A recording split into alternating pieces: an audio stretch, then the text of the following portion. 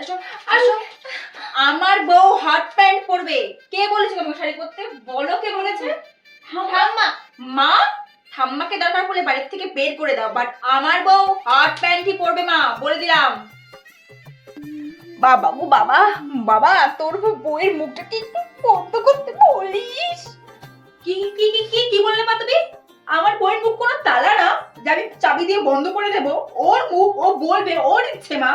তুমি দরকার পড়লে কানে তালা দাও, এগুলো বলো না মা। শিল্পী, আজকে তোকে আমি লাস্ট ওয়ার্নিং দিচ্ছি, বলছি কিন্তু শিল্পী, যদি তুই বৌদির সাথে এরপর থেকে আরো ঝগড়া করিস আর মাকে গিয়ে কিছু বলিস, তাহলে তোকে দেখাবো বলে দিলাম। ফালতু মেয়ে। সকাল থেকে আমি দেখেই যাচ্ছি আমার বউ কাজ করেই যাচ্ছে, করেই যাচ্ছে। বাড়িতে সবাই কি মরে গেছে নাকি? হ্যাঁ, কি সকাল থেকে কাজ করছে? ওঠো, সকাল থেকে ওর বউটাকে দিয়ে খাটাচ্ছে।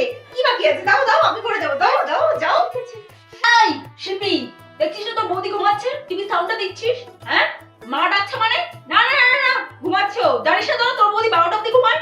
যা এখান থেকে। আমি করে দিচ্ছি। কি করতে হবে? বাসন মাজতে হবে? আমি করে দিচ্ছি। চল চল চল।